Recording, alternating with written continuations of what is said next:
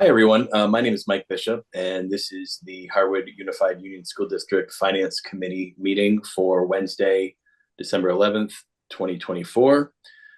We will call the meeting to order at 4:33, and we will take a look here at the agenda. I'll look for a motion. Everyone had a chance to look at tonight's agenda. I'd look for a motion to approve the agenda for tonight's meeting. Moved. Okay, any objections? Second. Okay. Discussion, objections, anything? No? All in favor? Aye. Aye. Aye. All right. Approve the minutes from the 11/26 meeting. I wasn't at that meeting. I can still make a motion, but I won't be voting on it because I wasn't there. Any corrections or changes? No, it's good. All right. All in favor of approving the minutes from 11/26? Aye. Aye. Aye. All right. Any opposed? Okay, so next item on the agenda is board members and staff members present. Again, my name is Mike Bishop, and I am one of the representatives from Feaston. I'm Steve Rosenberg, a Moortown rep. Dan Rossioli, Waterbury rep. Cindy Senning, Duxbury rep. Elizabeth Brown, Waterbury rep. Great.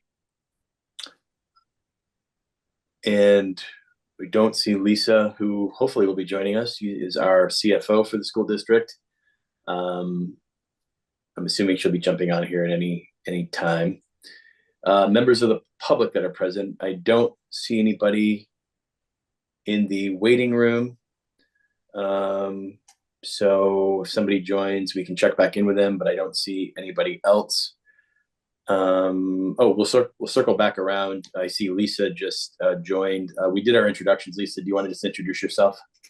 Sure. My name is Lisa Essler. I'm the business manager and operations or director of financial services and operations for the school district. Great. All right. We talked about public comment. Again, no one's online. We'll check back around about that. So we'll move on to the first item on the agenda, which is the discussion of the 2024 education tax rate letter. Did anybody read it? Yep. Anybody have any thoughts? And Lisa can jump into if you have any thoughts on it.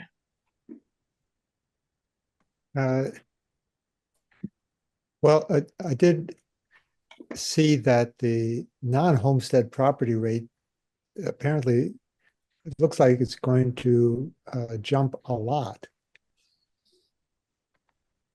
Lisa, is that your impression? It's going to change. I have to go back and look at it, but yes, there is going to be a change in it. I think I'm going to just jump in here because I've been down at the State House a little bit as we're putting together the committees for the Senate right now. You know, I feel like there's so much turnover that's happened in both House and Senate this year. I think that's the letter that the governor's office puts out. I think it's going to be really, really difficult to understand what's going to happen with the legislature between now and May. It makes Lisa's job extremely difficult to try to publicly go out there and try to tell our voters and taxpayers what's going on at that level. You know, it's kind of like control the controllable and really the only thing we can control right now is our own Harwood budget, which I believe we're trying to focus on the 2.75. But, you know, my perspective in terms of that letter is I feel like we need to be totally non-reactionary at this point, and we probably need to be conveying that to the public as well. You know, we've heard from Baruth that this is like the burning platform, like this is an emergency situation. Everybody loud and clear, I think both sides understands the severity, and I think it's going to be really difficult to predict where any of these numbers are going to land at this point. Yep. I totally agree. It's very hard to determine anything. Yeah. All right. So all the numbers in this letter should be just taken with several grains of salt, it sounds like. Yeah, Yeah, I think I would say we've got a very severe situation I'm like, that the legislature needs to deal with. How much artificial buy down is going to continue to happen versus like, sustain funding for expenses. But I just don't think there's anywhere where we could even, box in and try to even estimate where we're going to land. I think it's going to be really important for us to be very clear about that we're going to be seeing stuff in the press. We're going to be seeing these various letters that come to us from different parts of the parts of the government or whatever, and that none of them have really any relevance in a way to what it is we're trying to do, which is to manage our own budget and our own work. And that while we think it's important for people to see it and people to be reading some of these things, for people to understand that these figures are most likely going to change significantly. And it's hard for us to comment on what we think is coming down the turnpike.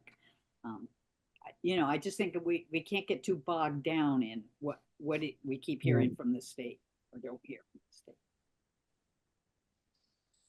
So Steve, just to your first comment, I think just be careful assuming that the non-homestead property tax rate is significantly higher, because I remember that adjustment for the CLA that they're factoring in. Yeah, right, So they're not comparable numbers year over year. right. But I echo what everybody else is saying, is we just stay focused on our controllables, and everything else is just noise for now.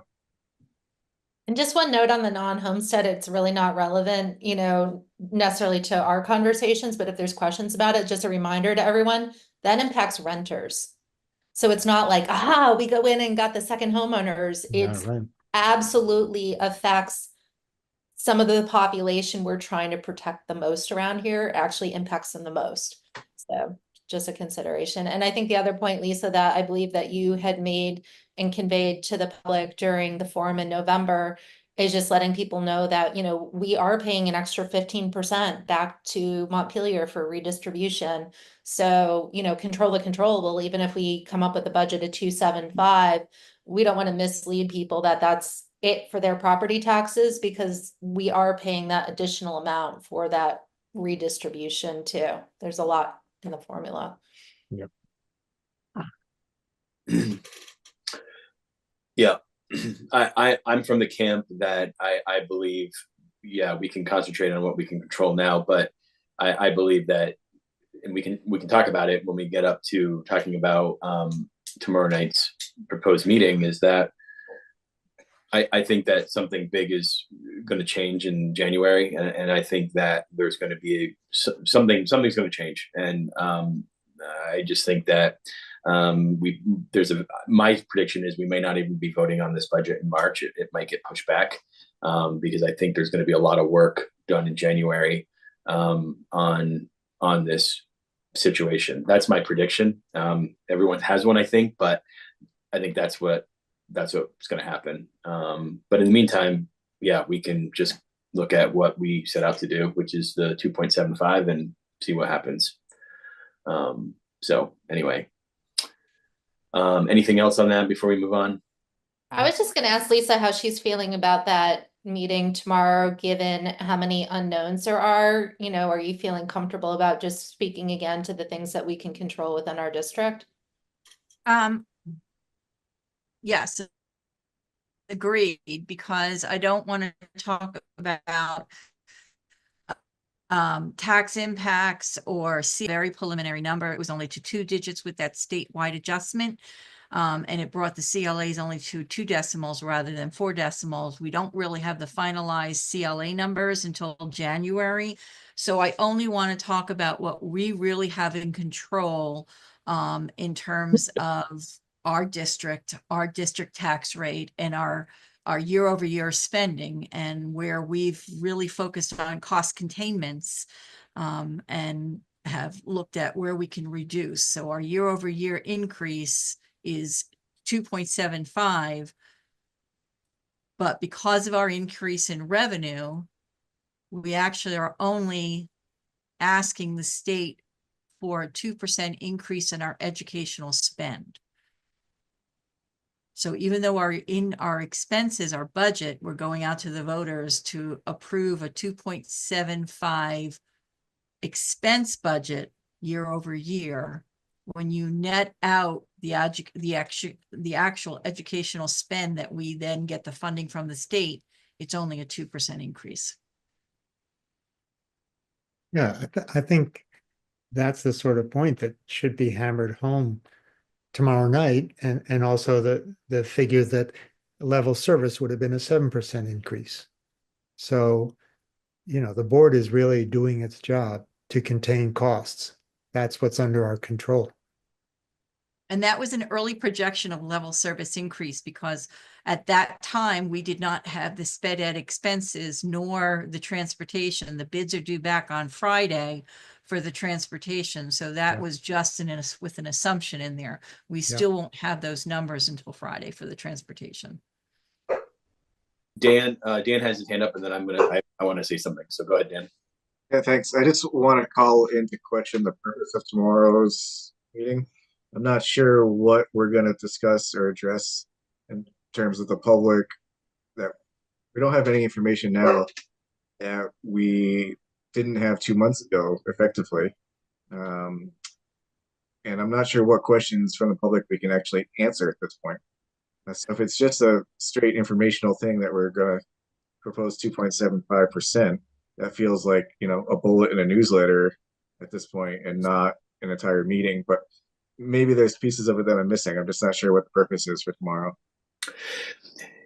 Yeah, so my comment was going to be something very similar to Dan's, is that I love the idea of this public outreach and going out and talking with folks, but I thought we were going to have a lot more new information by now, and that's not a slight towards anything or anybody, or someone's not doing something we asked them to do per se, but I thought that we'd have more information on what we might be reducing if we had to reduce, talking about the impacts to students and staff and whatever. Right now, to what Dan said, is I think that the intent of us and the idea of us going out and doing these early outreach meetings were great, but we would be using talking points of, well, this is why we had to reduce this or reduce that, and to try to defend these reductions and educate folks on why these needed to happen. And my feeling is right now, because we don't know what's going to happen in January, right now, tomorrow night's meeting just feels more of, we don't have any answers other than what we've just been talking about. And again, to Dan's point, a letter home or some kind of communication home or to the residents of our towns could have been maybe just electronically at this point. But that's just my thought. Steve and then Cindy both have your hand up. Steve, go ahead. Well, I'll let Cindy go first. She beat me to it. Okay, Cindy, so sorry about that. Go ahead. That's okay. I just want to say that the purpose of this meeting was not necessarily for us to be giving out a bunch of information. The purpose of this was to have a communication with the community and hearing from them and having some discussion, so that when we talk about the idea of reducing class size, the people in the community, the people that come to this, can talk to us about that, what that means to them, how they're feeling about that kind of a question and what's going on. My understanding of these meetings was for us to have a communication with the community and be having them engaged in some of the issues that we're engaged. That's all. So I don't see this as just something that we could put in a newsletter and send out. I can't even be there tomorrow night, so I feel very bad about that. But in any case, that's what I think. Okay. Steve? Yes, Cindy said basically what I wanted to say. I just think meeting with the community has a value in itself, and it is a two-way dialogue in the way that a newsletter just isn't. Yeah, I would say I think meeting with the community is a great idea. Actually, I'm not taking credit for it, but I believe I was one of those big supporters of it. I think that the messaging is what I'm just trying to get at, is just the talking points, that it's really, it's really, it's just hard to think about what we're going to talk about. That's all. When people are going to say, well, what about consolidation? And we're going to say, well, we hired Truex Collins, I suppose. We've also asked Lisa in the past to look at consolidating Crosset Brook and Harwood. We asked her to go back to the staff with that idea. We haven't heard back on that yet. So I think we had the survey, we have all of those comments from the survey. So I feel like that's a good communication. But right now I just feel like I'm happy to have the meeting, but I just not sure what it's really supposed to be, what's supposed to be doing. When you talk about class size, Steve, we already know what people feel like. They submitted surveys. So, but that's all. It's not, I don't have any, I'm not, arguing one way or the other. I guess I just echo what Dan was saying, that I'm not really sure at this point, based on what we're hearing from Montpelier in January, that we even have enough information when people want to know tomorrow night, well, what are you cutting? No, idea. I'm sorry. I really do. want to say something Oh, here. Bobby, you're on. I didn't see you. Come Yeah, on. Sorry about that. The point of the meeting is not to tell them what we're cutting. The point of the meeting is to let them know we're working on things, to continue to reiterate. There may be people that haven't read the stuff that we've sent out, that haven't attended meetings. This gives just another opportunity. It is so important that we engage the public at this point. I feel very strongly that we talked about this in the committee, and that this is just another opportunity to interface. If people can't make it to the meeting, they can't, but it gives, what we talked about was giving multiple opportunities for people to talk about budget issues. And I think when they ask questions and we don't have the answers, we say, well, this is what we've done. This is where we're at. We'd love to be able to give you answers, but these are not short answers because of these things. But what we would like to hear is, how does it affect you? And sort of turn the question back around to them so that they've had input. It's so important because in the past several years, we've lost that sense that we used to have where we had informational meetings and people came to them. Now with Australian ballot, they often don't have an opportunity to discuss things. And the night before the election is too late before town meeting. Mhm. This gives people an opportunity to have input. Years ago, and you guys, some of you don't remember this because you weren't here or you were young. This is the way it used to operate. We would have discussions and they were very important. Before, it did sort of in the end evaporate into people, raising issues on the floor during town meeting, which was too late. But this gives an opportunity for people to have input. I don't know if other people feel the same way, but I feel passionate about this. Okay. No, that's what we're having a discussion for, Bobby. I don't, like I said, I'm not one way or the other. Lisa, you've had your hand up, and then I believe either Elizabeth or Dan would go be next. Go ahead. If Dan wants to go, that's fine. I can wait. Dan, go ahead. Okay. Bobby, I was just going to say, I really appreciate the way you worded that. And you've made me rethink a little bit about it. But I am concerned that the communications that have gone out so far have basically been geared towards Lisa presenting budget information at this meeting. And Yeah. it hasn't been necessarily gone out as this is the public's opportunity to give us information. So I'm not sure what the public's expectation is for tomorrow.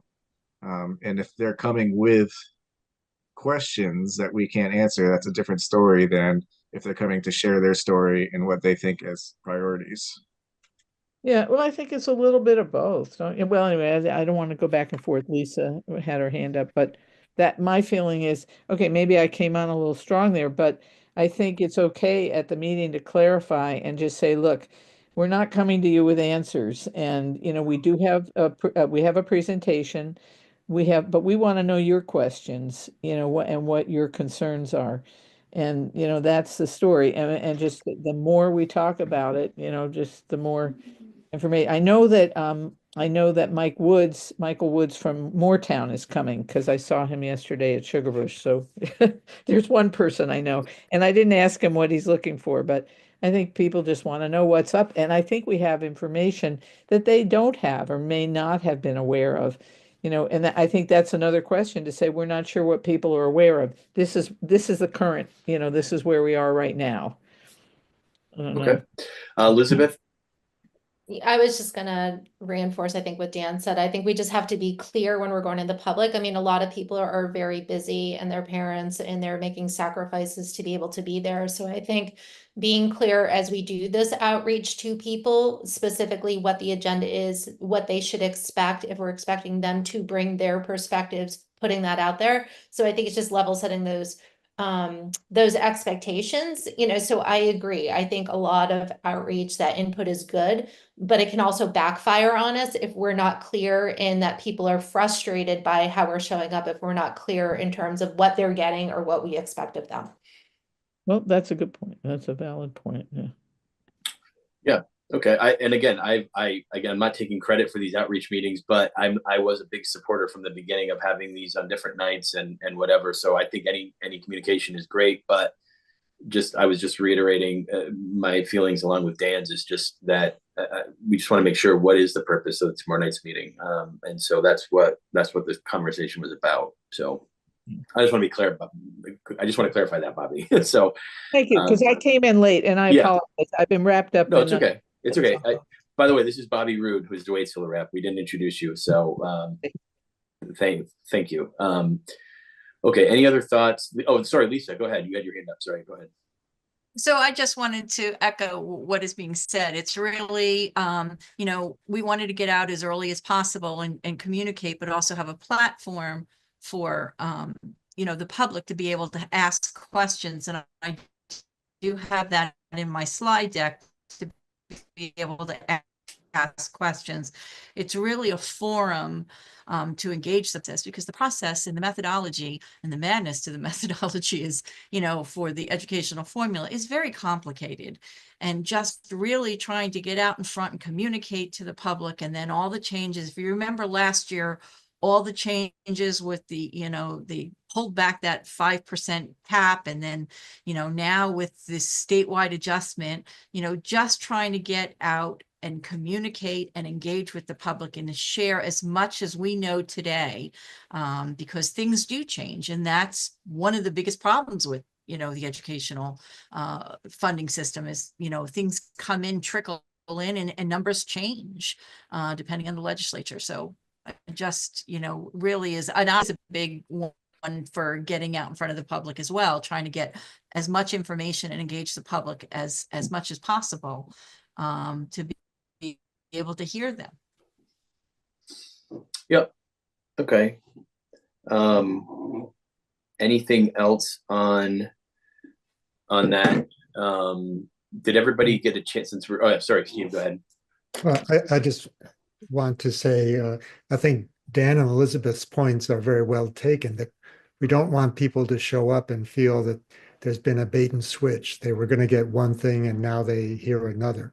So I think going forward, we do have to be careful with how we kind of promote these meetings. I mean, I'm with Bobby. I think these meetings are really necessary. But we got to do it. We got to do it right. Yeah, I think that the meetings are good. I just, like I said, my whole thing is just really, what is the point? And maybe what we should do is tomorrow night, I know Ashley's not on this call right now, but whoever opens up the meeting, or Lisa can say this, that, you know, this is what this information meeting is about. And, you know, these other questions that you may have, we just don't know yet. And just make sure that we have kind of something prepared for when if people start asking about consolidation and about, you know, about those other things. Yeah. I think it's easy to say, you know, canned answers, but we should at least have something to say, you know, what this meeting is for. Yeah. So, I just have to ask, is anybody taking notes for this meeting? Because I can do it, but I don't have, I mean, I'd have to open the document, or if Lisa could give me edit access and I can write on the document. Yeah. I'll double check. I'll give you edit access. Okay, thanks. Did everybody, since we're on this topic now, we'll just rearrange the sort of the agenda items. We were supposed to be talking about the budget information, or the FY26 budget, but since we're talking about the meeting tomorrow night, did everyone get a chance to look at Dan's email with the FAQs earlier today? Yeah. Elizabeth, were you able to get into that document? Yeah, I'm not able to. If whoever drafted that would give me permissions, I'd love to take a look. Just sent it to you. Just Thank you, Dan. momentarily. I thought it really looked good. I talked to Dan earlier on the phone real quick.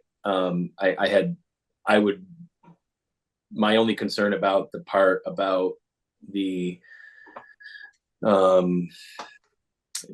adding language about the AP classes in that last part. Did everyone know what I'm talking about? The email that came through about adding language about using the free tuition for college and tech centers and other things for classes.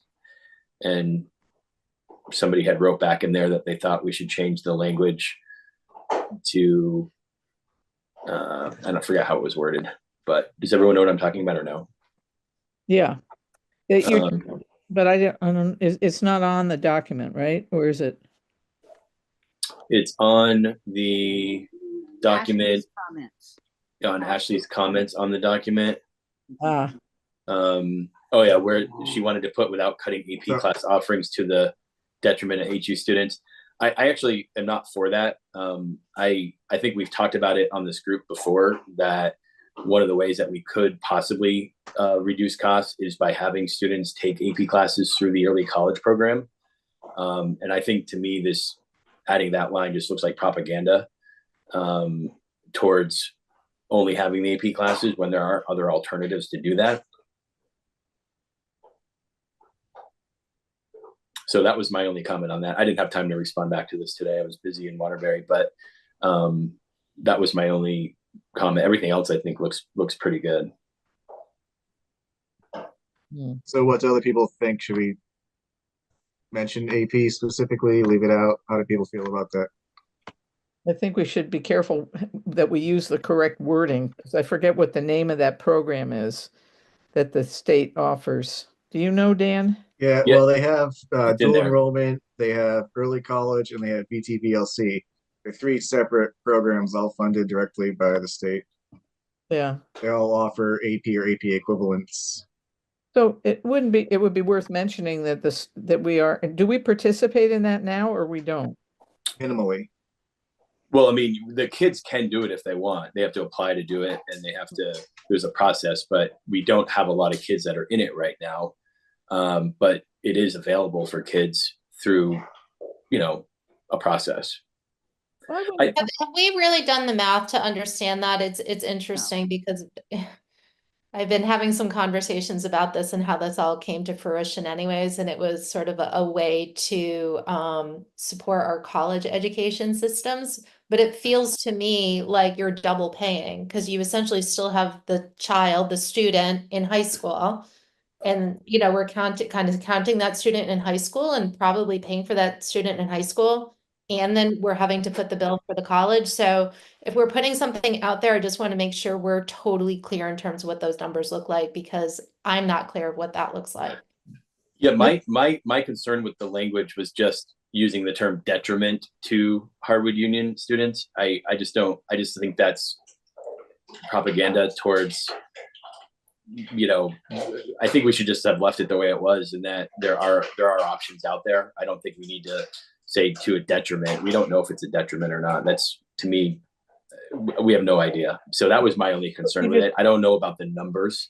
Yeah. But I'm not gonna, I think if you say, oh, this is gonna be bad for students without showing how, I just don't think that's something we should be supporting. And so anyway, that's just my thought. As far as the numbers though go, math, I have no idea. Dan, do you know? I know you had some information about this. Well, I mean, it's all in comparison to what it costs us now, which I don't have a basis for. But yeah, as it stands now, those programs are all funded through the AOE and not through our district budget. So any costs that we would shift, they don't eliminate the costs on a state level, but it eliminates it from our district budget. But to Elizabeth's point, effectively the state is paying twice, because early college student, for example, still counts in our ADM counts. So those districts gets funding for that student. but so do the colleges because they're being tuitioned that way. I don't know. I mean, it sounds, Elizabeth, you know more about it than I do at this point, I think, but it sounds like that's already being looked at a state level. But from a district level, more options that are less expensive sound good from a 40,000 foot level. I just don't know, when you get into the details, but Yeah, I guess the idea is that early college, you would get college credit, so that could save you money in college, because you don't have to take as many classes. But maybe since we don't know the exact funding structure for this meeting, that would be one of those things to put in the parking lot to try to find out what, more about it, and just simply stating, and I don't know where it says it, something about options, there are a couple, some options uh, for college-bound students.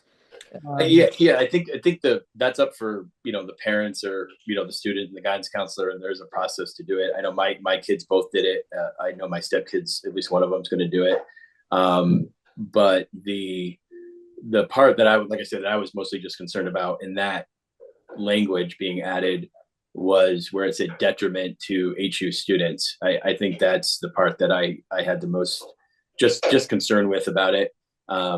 People do ask about the early college and those other programs, and that's really up for, again, that's a personal family decision. But if we're trying to use it as an FAQ, I don't want to be steering. I just want to present facts, right? And that's not a fact that it's detriment. So Cindy and then Steve. Cindy.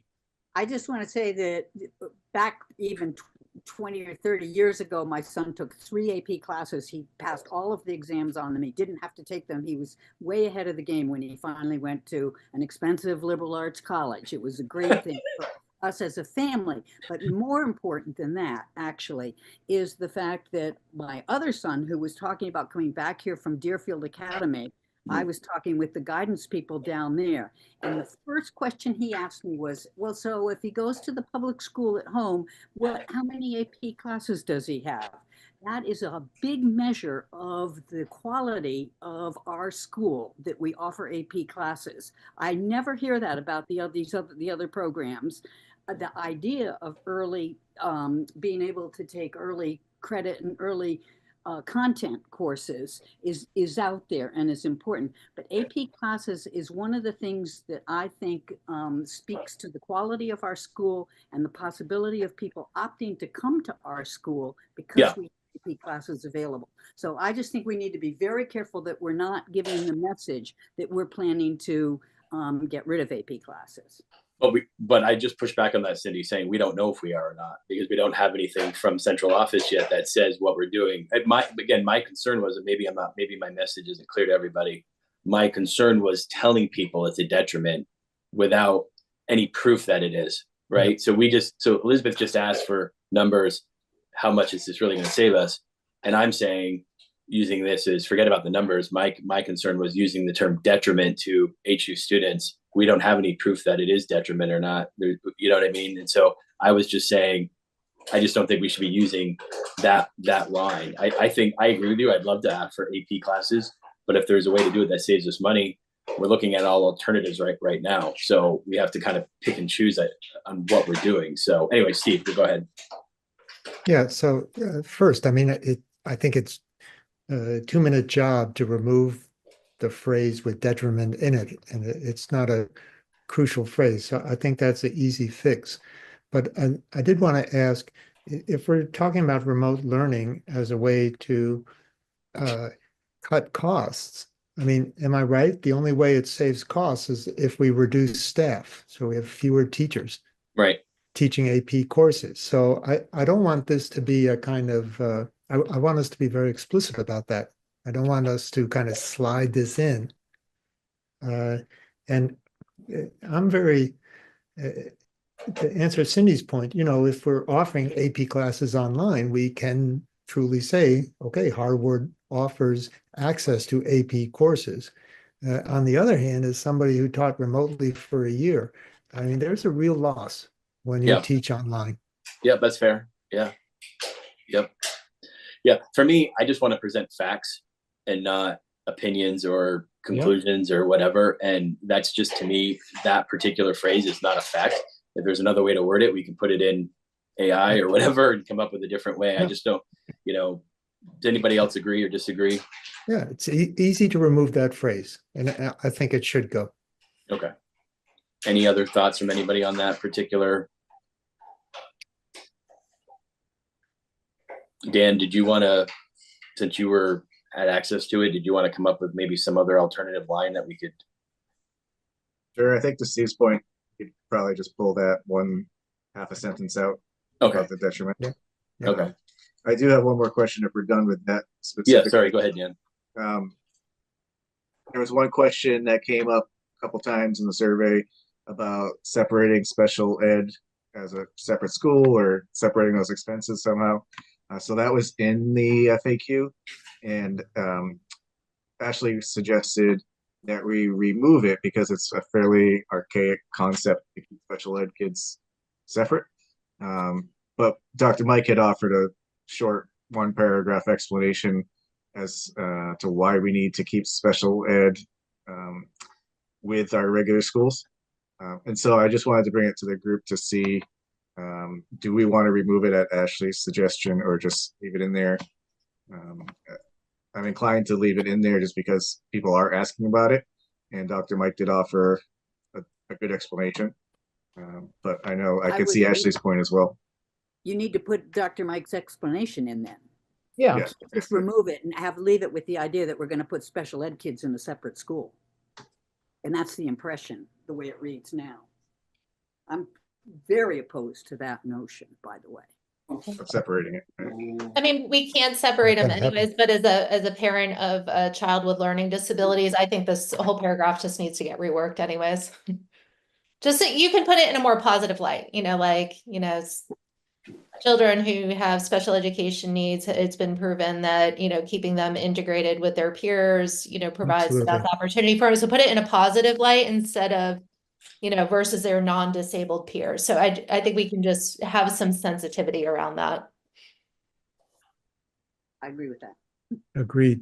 Yeah. Agreed. By the way, I'm not overly criticizing whoever drafted this, so thank you for all the work that you've put Well, no, into it. that verbiage came from Dr. Mike. Oh, really? Okay, Yeah. interesting. So, but if you want to wordsmith it and just, update it on there, you should have edit access.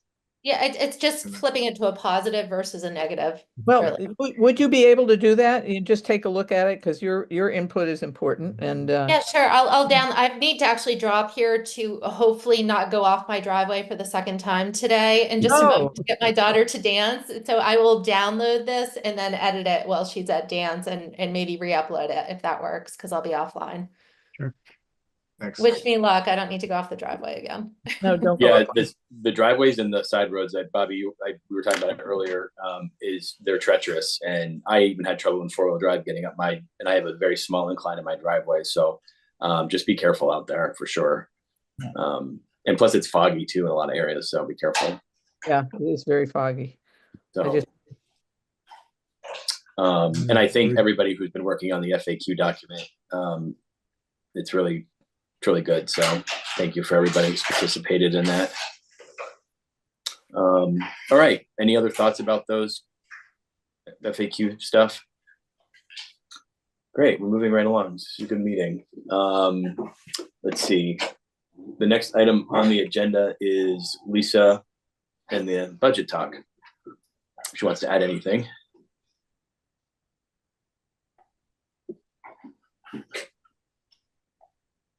Or maybe she will have to go get dinner.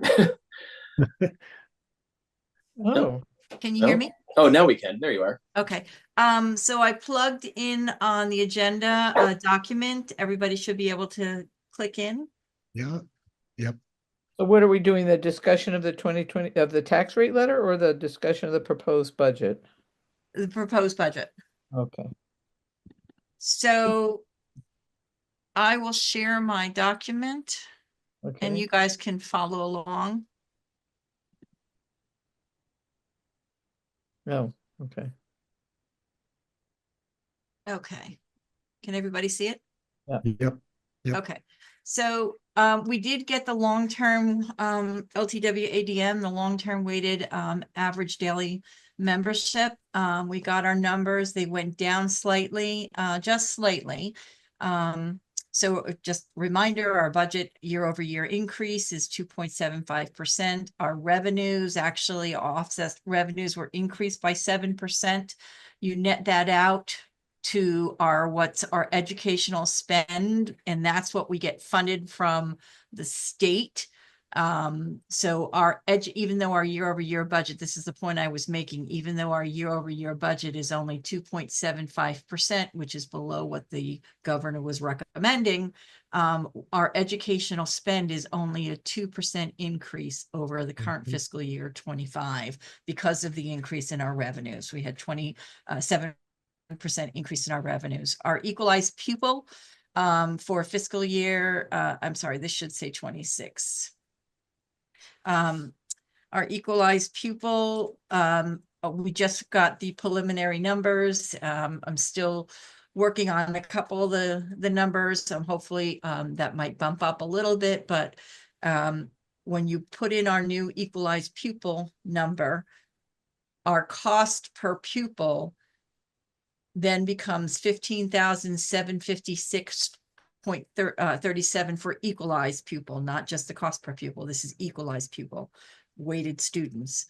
And when you plug in the yield, but before I move into the yield, I put this in red. We are now, when I last spoke at this, our last budget meeting, I did not have the equalized pupil. If you recall, I used the current year, fiscal year 25, the equalized pupil. This is updated with the fiscal year 26 equalized pupil number. And when I spoke last, I said we were about $400 away from the excess spending threshold, which is $15,926 for cost per equalized pupil. We are now at, with this new long-term weighted average, we are much closer to that number. We're at 15,756.37. So that's a big number we have to keep it aware of, because we will be penalized if we exceed 15,926. So even with budget reductions exceeding $2.4 million, we are still very close to that cost per pupil number.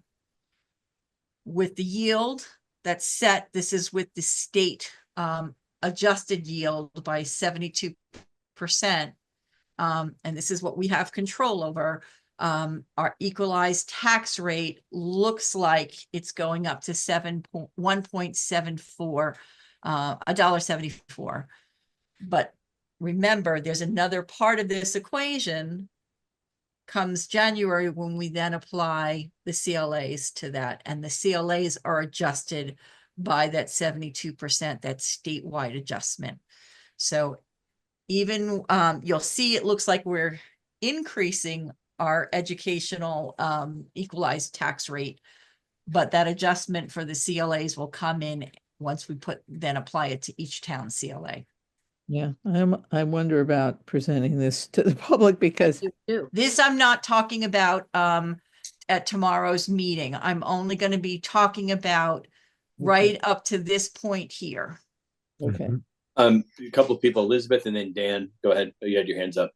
Yeah, and Lisa, can you just run the numbers and let us know how many students, like if we lose students, people homeschool their kids, send them to private school, families move, whatever. I mean, I'm really concerned that we're like $200 from that ceiling. How many students does that equate to? Because we may have to, in order to not hit that ceiling and be penalized, we might actually have to drop our budget down to like 2.5 or something. This feels dangerously close. It is dangerously close, but remember the equalized pupil is over 2 years, even though pretty much our numbers stay steady. Number was, over the 2 years was close. It was the numbers, and I'm questioning my ELL English language learners numbers, because remember that is weighted heavily. It's 2.49%. And I had to fight for every head count last year, and I am questioning that number. So that could change a little bit. But We're we are 1% from hitting that ceiling. Yep. Yeah. We're extremely close to that, even with a $2.4 million budget cut, preliminary budget cut, because I don't have final numbers. Dan, you had your hand up? I've got a drop ball. Thank Okay, you. thanks, Elizabeth. Carefully. Yeah. Yeah, okay. That was. Dan, you're on mute.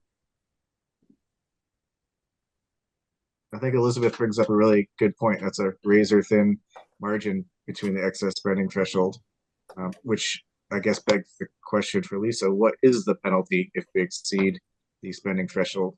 There is penalties. They haven't told us what the penalties are. They just keep saying there's penalties if we exceed the excess threshold. Are there schools, are there districts now that are past that level? And do we have any information about what kind of conversations they've had with the state It's about penalties? too early to determine because we don't know all the school districts' budgets, but we are on the top of that list.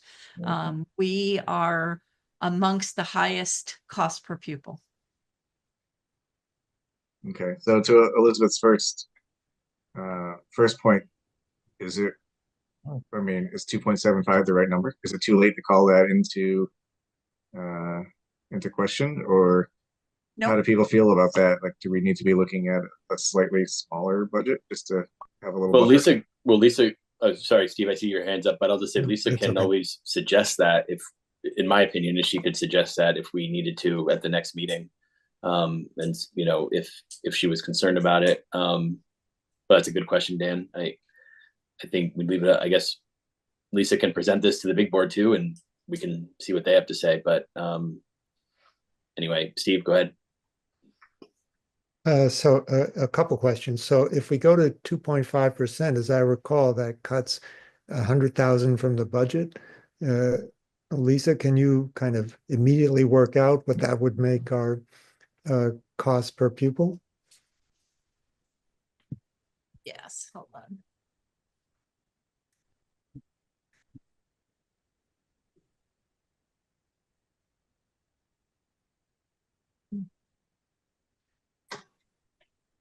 And while she's doing that, I also want to ask how she came up with the green figure for the yield. The yield, it was in the state tax letter. Okay, thank you. So that comes from the tax letter. That's the adjusted yield of the 72%. Yeah.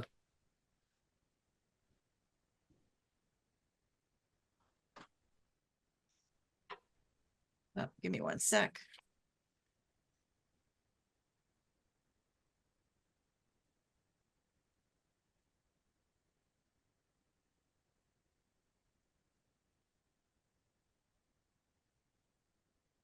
If we go with just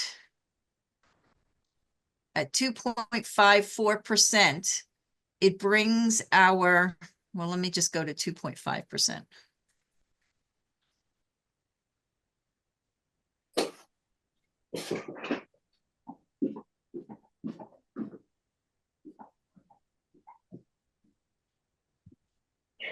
I'm just playing with numbers, but 2.52% year over year increase brings it, it drops it down to 15,714. That's, I mean, 31. it dropped. Yeah, what it drops at $40? Yep. I mean,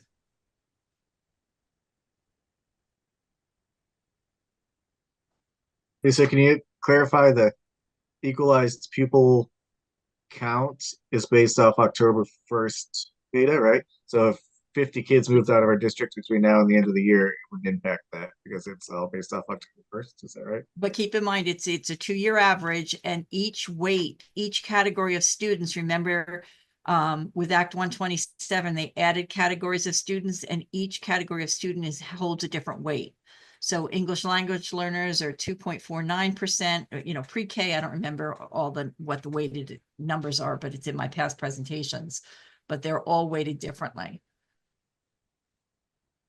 it just seems to me cutting the percent to 2.5 doesn't, I mean, makes our razor thin margin slightly less razor thin, but not very much at all. And I mean, I'm thinking cutting the budget 1/4% roughly is one staff position. And the amount of leeway it gives us is almost nothing. It looks to me like there'd have to be major cuts to really significantly impact the red figure in the box. Even if we were to go with the same budget as fiscal year 25, it Yeah. would bring, that would be a 0% increase year over year. It would bring our cost per pupil down to 15,252.47. Lisa, are you concerned about this at all? Like, are you, you know, liberal with this? Are you, what are you thinking? I am concerned about this number. And I think I am concerned about this number. We are very close to it. We have not exceeded it, but we're very close to it. It's something that we need to look at in terms of how we reduce our cost per pupil for future years. I mean, let me just go over the rest of the numbers with you, but to get to where I needed to get to at $49.2 million for our operating budget of a 2.75% year over year increase, it was very difficult. And we're still trying to find a number in until Friday. If you look at it, if you go now down to this section down here, my original target was this column right here.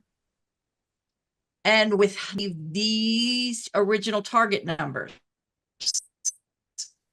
Oh, you're breaking up a So little. having to adjust. Can you hear me? I can. Okay. So these column C, what I have highlighted was my original target items by category.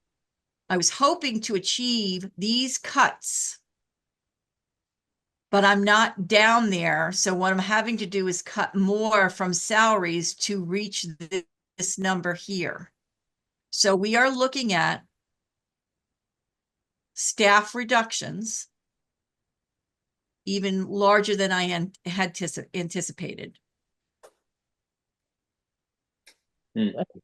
I had my hand up. I know you want to go through the other items, but I just, as we look at I mean, it seems like, if we didn't have the weighted average and you just did, there always was some kind of weighting system, but it seems like what's really hurting us is this change. If we were going by the old weighting system or whatever it was, equalized pupil, whatever the system was, would we be as close? This is, it's a moot point in some ways, but I'm just wondering if the state can provide us with some support around this or guidance.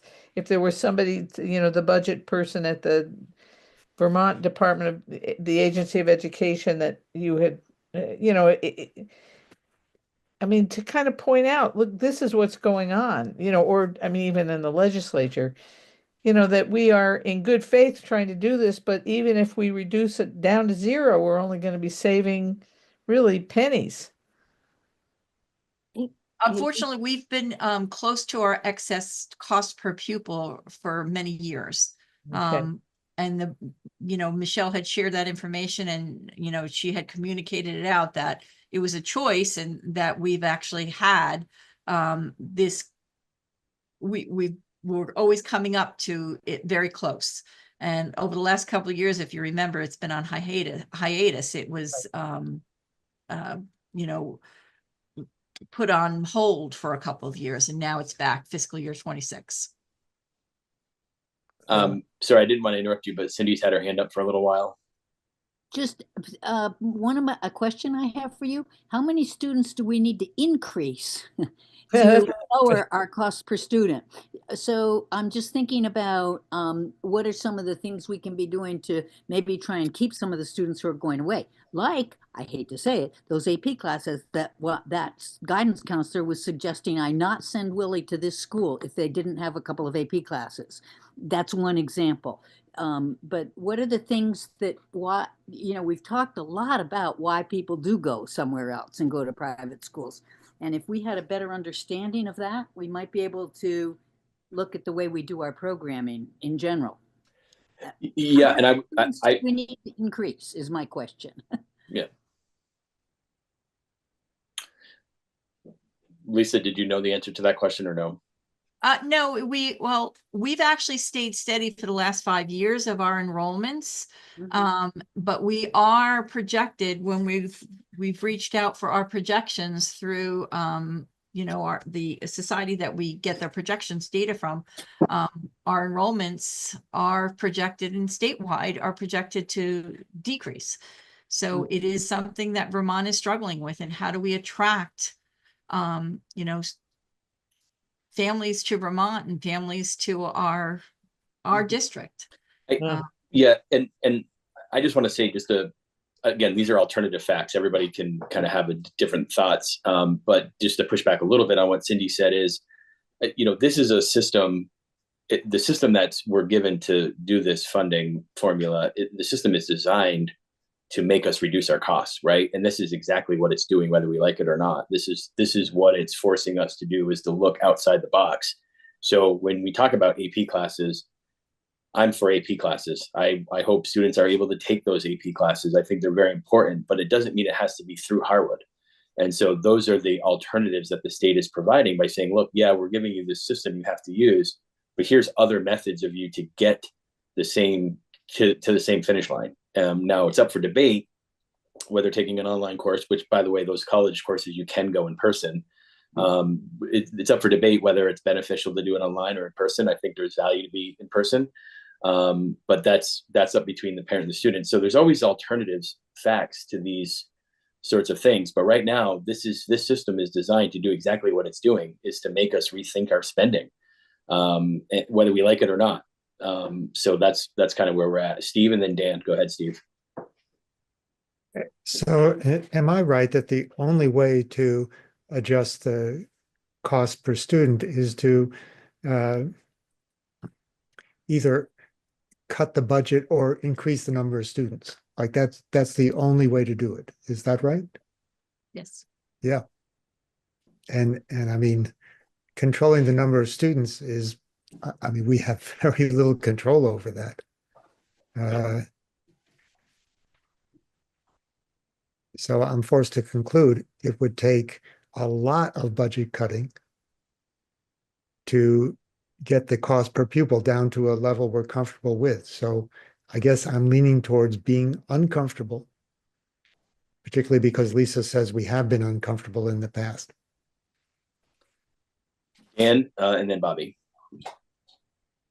I would like to circle us back to about 6 months ago when we first started the finance committee, and a little bit about what Mike was just saying, and looking outside the box and trying to find to view this differently than we have in the past. And so when I hear Cindy, I think you make an excellent point. And to me, with my business cap on, I'm like, this is marketing 101. Like, why we're a public school, we don't market, we don't advertise our services, but a private school does, right? Or a business does.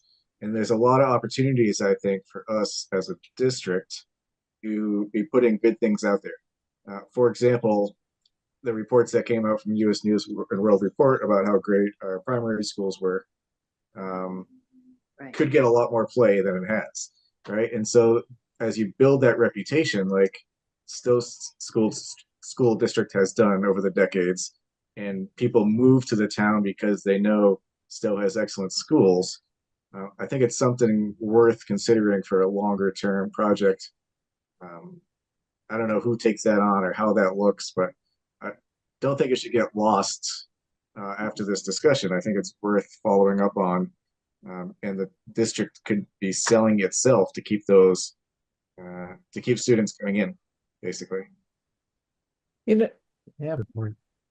good. Well, you're making me think about things in so many different ways. I mean, one is maybe don't be embarrassed that we spend more per student because we offer a really decent education. On the other hand, I was also thinking, well, where are the big costs? Are they because at the elementary level, see, at the high school level, those students actually cost more, they weigh more because high school students cost more to educate. So that is built into the formula. So so one question I had for Lisa was, is the big expense at the primary level, at the elementary level, because we have these small schools and small class sizes. So we have to be looking at where we could adjust things. And I think when you hear the public saying, let's close an elementary school, that's what they're thinking about. That's what they're saying. We have these tiny little schools and maybe we need to consolidate. On the other hand, and I'm hearing what we're saying, Dan's saying from a marketing standpoint, we have excellent primary education. So we don't want to throw the baby out with the bathwater. But anyway, it's food for thought. I think, this kind of discussion really should come out, when at this on the Thursday night meeting, that this is going to be something on people's minds. Well, why? I mean, that's what they want to know is why does it cost so much more? I mean, they don't want to hear about the long-term weighted daily, whatever membership. And they don't, they want to know why, why it costs so much more to educate a student here and what can we do about it? So it's in a quandary, but I think it's open for discussion.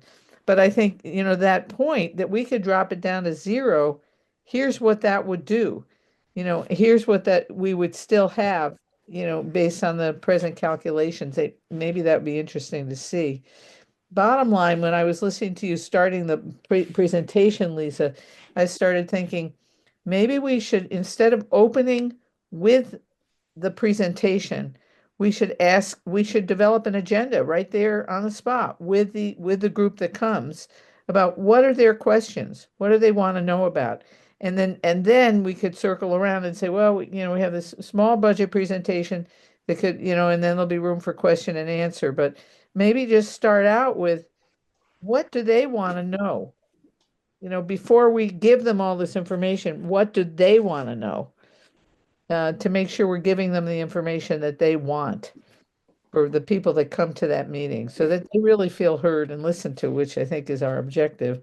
So that goes back to the presentation, but I just really, I wonder about where we could, I'm wondering too, what's driving, I know there's, the new weighting, but we're not going to change that. So where are we getting really hit? Lisa, yeah, and I just want to bring up something Bobby brought up a few minutes ago, and Lisa, maybe you have the answer to this. It's kind of, I'll put you on the hot seat. How does consolidation of our schools fit into all this? So we talked about at a few meetings ago asking the admin to what it would look like if we merged the middle schools together, the Harwood Middle and Crosset Brook. What does that do to it? Or if we looked at closing or consolidating a couple of the smaller elementary schools, I know we need the report back from Truex Collins on some of it, but what does that do like right now? Did you know? Have you looked at any of this stuff? Has the admin team talked about any of this yet? We have talked about it at the focus group meetings. What we're working with is Truex Collins, and then also the facility committee meeting, which we have next Thursday. They're working with that to be able to look at all the different options, variables, what the costs are, looking what our building envelope and footprint and deferred maintenance is in each of the buildings, and where we could reconsolidate, reconfigure, and just think completely out of the box. So we are coming up with that. We're working with Truex Collins to be able to have, costs associated with that. So what you're saying is, and maybe I just want to make sure I'm hearing you right, is there could be some potential savings for next year for consolidation of something.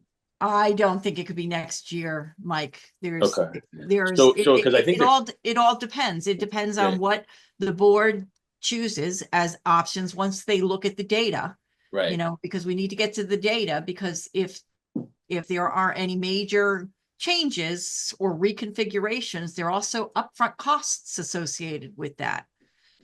So we need to look at that. It's not a blanket statement where I say, yes, we can save money. We have Okay. to look at the data and Sure. any type of options or reconfigurations. Okay. And, Yeah. and look at that. I mean, you know, it's, you know, do we merge, you know, elementary schools? Yeah. Yeah. That's easy, but then we also have to look at the footprint of each of our buildings and the deferred maintenance. That's, you know, what's the best building? If we were going to close a school, what's the best Right. building to close? Yeah, no. And I think all that for the long term is great. I just meant, I was just talking about for next year, if we knew there was something, you know, that we could do for next year now. So, Until we have the data in front of us and make decisions, and then the board makes decisions. we you don't know. Okay. I don't know. Yeah. Okay. That's fair. Okay. Any other questions right now before Lisa continues? I just Okay. have one more question. Mhm. A quick question. Lisa, do you know how close we were to the spending threshold in other years? Were we similarly 1% away? I'd have to go back and look, because it has been on a hiatus, you know, for the last couple of years, but we have always been right up close to it. So I know when I first started, we were only about $250 away from it, $300 away from it. Yeah. All right. Okay, thank you.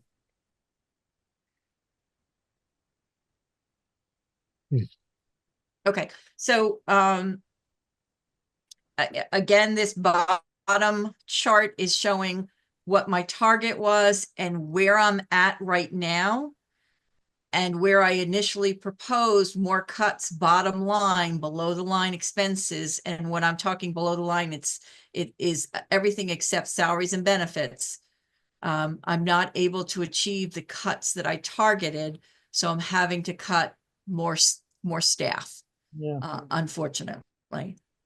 So that number is still to be determined. I'm still working on trying to get these numbers down. And then, of course, once I have the transportation information on Friday, open the bids and see how that is going to affect us. So what I wanted to be able to do is pull together a line item budget for what rolls up into these Department of Educational Agency of these categories. These are what's called the chart of accounts that roll up to AOE, Agency of Education. So if you go to the first tab, this is basically the line item below the line budget. So I've categorized it in, and I can categorize it in many different ways. What I'm also doing is I'm going to be pulling in what's direct. I'm going to be able to create different ways of viewing this. It's a very manual process.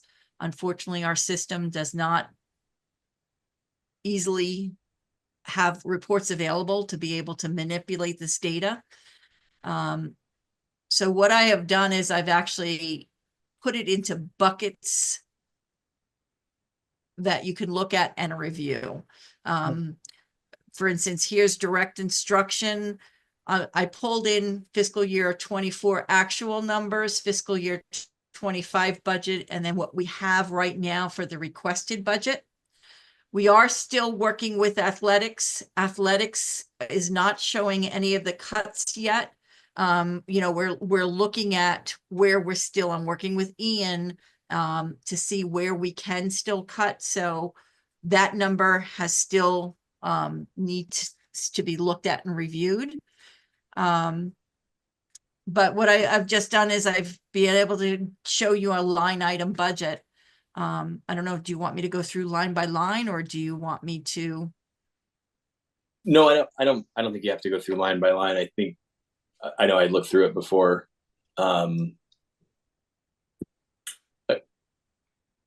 I guess So we if try you to trust you.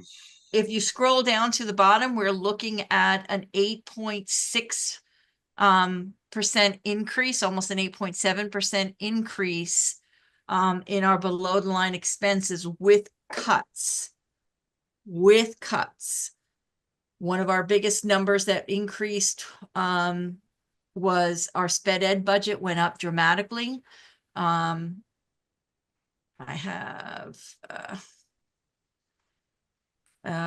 direct instruction was pretty flat. We've been trying, keep in mind when I say flat, there are expenses that we've had to cut back, and we're trying to have cost containment in a lot of different categories.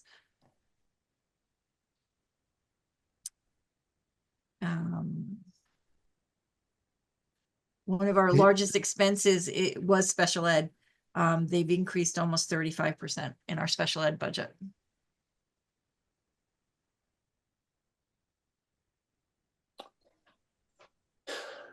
Do we know why? Does that have to do with mental health services that we're talking about, hopefully trying to reduce by some of the changes we're making? It's mental health services and just services in general, dealing with Washington County and Green Mountain. Yeah. And keep in mind, we're developing a service plan early in October, not knowing what also students are going to be coming in and what needs are going to be happening for next year with any new students. So it's a budget. And it is, they can project what they'll need for the current students, but we also had an increase in the number of IEPs for fiscal year 26. Our IEPs increased by 50. So that added to the expense as well. Am I right that it's this line 146 that just kind of sending this budget completely out of whack? Yes. Yeah.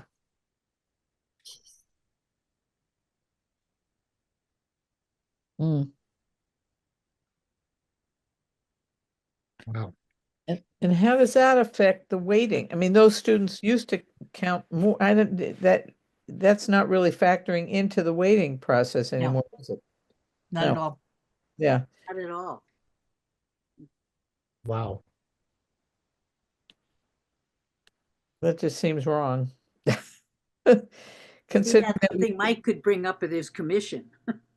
I mean, it seems like we don't get any the federal government has never risen to the occasion of fully funding any of these services. It all falls on the state and now local, and we're paying, and we don't get reimbursed for a lot of that.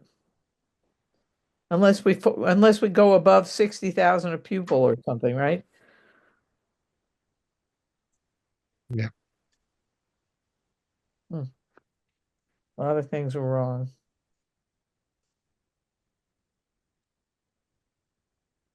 I'm also seeing a huge jump on line 170, psychological services, behavioral intervention services. That's BI services. Mm-hmm. Yeah.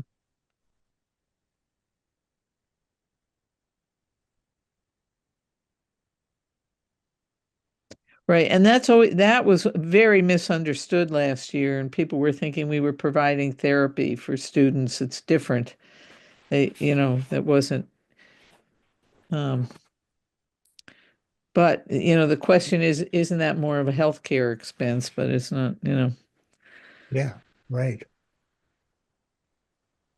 And some of it does get billed to Medicaid if a parent has, but not every student on an IEP has Medicaid. Correct. Yeah. Line 172. Yeah. What is line 151 and why did that go down so much?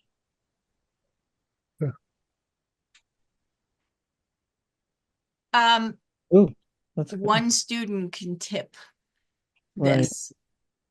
So there was speech and pathology needs for one student that are no longer needed in the current year or next year. And that's something that you have good visibility on moving forward? Or I go back to the threshold, like $130,000 change just in that, if it's unexpected, could bump us right into the excess threshold.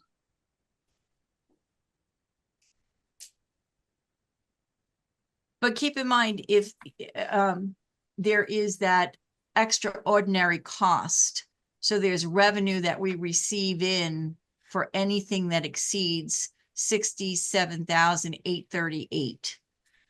So that's built in on the revenue side. So if we are, for any student that exceeds that that extraordinary cost, then that 95% of that, once we reach that ceiling, 95% of that comes back to us, and it comes back into us as revenue.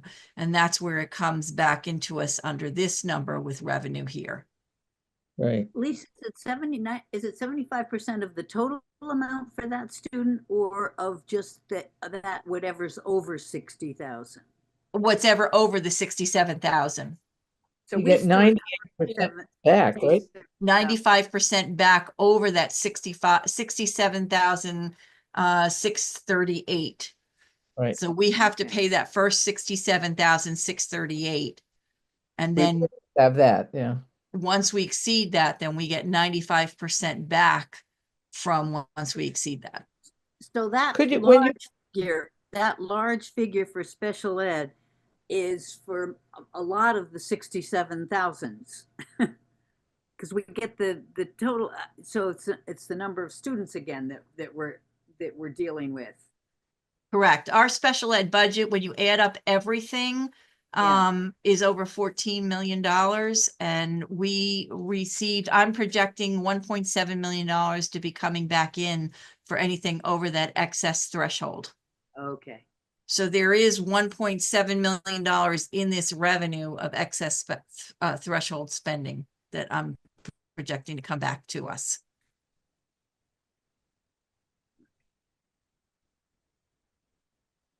We're not allowed to talk about how many students this covers? Is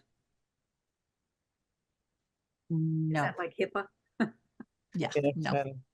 Because you could almost figure out who they are if you start getting. You do that, yeah. Yeah, I think to Dan's point, Lisa, I know you, like Dan asked you a question about visibility. Would you be concerned though if, if one or two students moves in? Well, I guess we would have to put it onto the next year's budget, right? If one or two students were to move into the district, that could really throw us off. But I guess it doesn't. How does that work if they do it after the budget's already voted on and in play? We have to cover the expense. Right. So it's a special ed expense, just like if something were to go wrong in operations and maintenance and I have a flood, it's something I have to cover. So hopefully it doesn't, we can be able to pinch hit where we can in terms of where we're under running in certain areas. But it's something, it's we have to cover it. Right. And things happen like that, so there's unexpected things that happen all the time, not only just with sped ed, but, flooding, maintenance and operation, problems within a building. I do have contingency plans in each of the buildings. So, building and improvements, is a contingency plan. Actually, if you go up to, it's probably under maintenance and operations. So I have building contingencies built in. I'm trying to find where it is.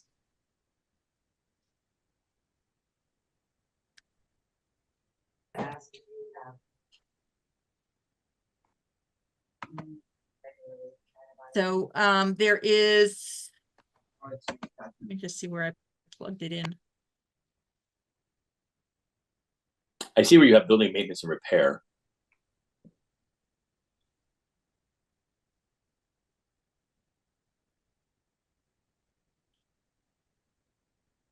Hold on one second. Hard to see that. It's hard for me to see on my screen. I did better with the other, not the shared screen, but I can hardly see the numbers.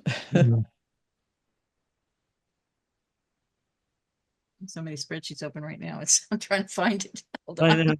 Sometimes it goes the other way, like that speech language one that went down Yeah, when a Yeah. student left. yeah, It can no, work- I agree. work both ways. It really all depends on what the students' needs are for each Yeah. year. Yeah. It's very difficult to predict. That's what I just wrote in the notes, you know, and this early in the game too, because Yeah. students come and leave. And then, as you said, we got 50 additional students. Was that this year or that's anticipated for next? Anticipated for next year. And that's 50 based on, additional IEPs. okay, Wow. and that's based on testing or stuff, the stuff that we know now that's going to add those students in. Correct. Okay. And we don't currently have. All right. I had a question under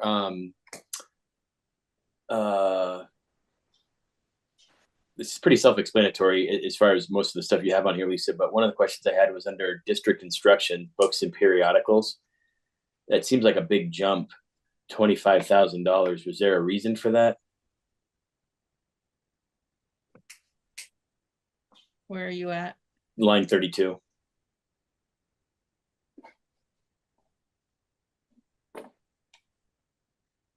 Oh, because we actually went over budget in fiscal year 24 Mhm. with you know, periodicals and books for in fiscal year 24. So I had to adjust the budget in 25. Mhm. There's subscriptions for the libraries. There's certain things that they have to purchase. And we were over budgeted. So I had we were able to, when it fell to the bottom line and we underspent in other categories, it was Right. covered, that overage was covered, but I had to, if you'll see in fiscal year 25, I had to make that adjustment. And in 26, I cut where I could, but there's memberships, there's periodicals, there's things that we have to pay for. Yeah, yeah. I was just curious. Yeah. Well, there's your pointer.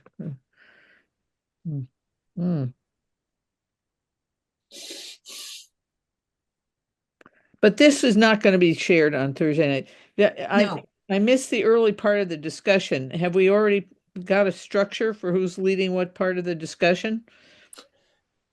No, I think it was going to be Ashley and finance committee member, or who actually any board members who attend is the way that I understand it. We'll just kind of open up the meeting, and then the way that I understand it, maybe I misunderstood it, but then Lisa would chat. But I do like your point, Bobby, about asking people to create their own agenda when they get there. And as long as we're clear about what the meeting is for tomorrow night, obviously we talked about that earlier, but and then just having the agenda of what people want to talk about. I think that's a good idea. Okay. But yeah, because you know, and this stuff, I mean, this is available now if somebody wants to look at these line items, but we're not going to take up time on No. And we only, No. so the other thing is, and I didn't realize what time it was. I apologize. We only have a few minutes left. Did anybody have any other questions for Lisa right now on this? Got to look it over some more. Yeah, but thank you so much for doing this, Lisa. I know it's Yeah, been a absolutely. of it's yeah, this makes I just want to say this has been a really nice meeting. This has been a really great meeting. I think this is one of the best ones we've had. Just being able to share our thoughts and be open-minded to other people's opinions. So I want to say thank you to everybody for sharing their thoughts. These can be, you know, passionate conversations. So I definitely appreciate that. One final thing before we adjourn, we were supposed to talk about outreach ideas. We other outreach ideas. But I think right now we had a good meeting here, and I think we can kind of end with this, and we can talk about that next time. And if anybody has any more thoughts, you can email out. But anybody else have any closing thoughts? Well, I would Like I like to second Dan's comment that we should play up the U.S. News and World Report rankings, things like that. I mean, a lot of good stuff happening in the district. There is a lot of good things. Yeah, I think that's a good point. We just don't, maybe we're not tooting our own horn enough. Yeah. And maybe that's something we should do. I think Lisa has something. Yeah. Yeah, Lisa, go ahead. I'm working on finalizing my presentation and I'll share it out with you guys either late tonight or early tomorrow morning. There Okay. are slides in there. Well, first of all, before I continue that, I missed this up here. Here is where the building improvements are and the current projects. Mhm. So one thing I do want to point out in this line item budget is we are doing bare minimum for our buildings. Yeah. So there's only contingency. This line 23 is contingency planning. And our current projects is basically just bare minimum for our buildings for summer painting and carpet exchanges and upgrading carpeting. So that's just bare minimum. And I'm going to also create this in a different view as well, to just basically maybe show health services, direct instruction. So there's different views. I'll manipulate this to be able to show it because people like to see it many different ways. Yeah. So I'll be able to create different views for you guys. Yeah. Thank you. Thank you. Lastly, I will share my slide presentation that I'm going to be doing tomorrow night. One slide in particular I do have in there is, what great things we are doing with our school district and be able to talk about that. And then one slide is, and I can change the order is, what questions do you have for us, the finance committee and the board? Yeah, I think that's a good idea. Unless anybody objects, move that up in the slide deck.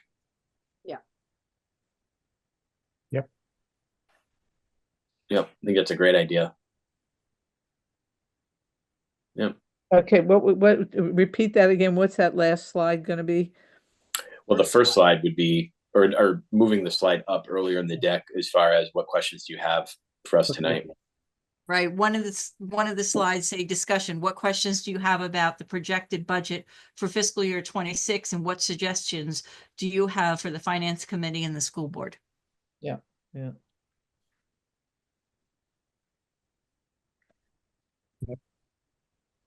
Another slide is discussions. What are the strengths of Harwood schools? Good.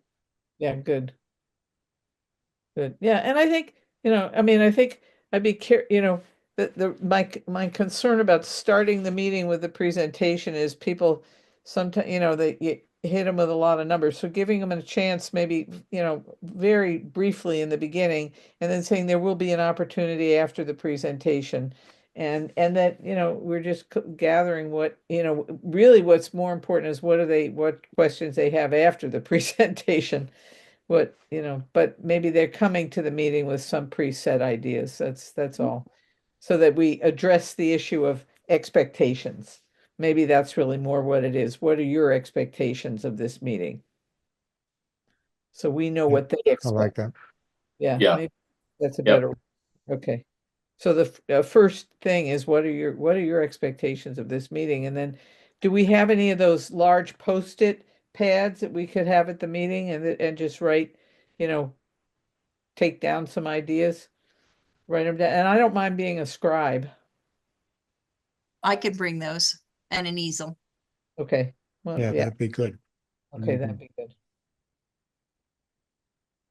It's kind of like what they did at the other, at the bond meetings, but rather than having people putting Post-it notes and, just to try to get, pull people together and to just say, okay, well, we got a presentation plan and here's what we're going to do. And then there'll be time afterward to add any other ideas. Okay.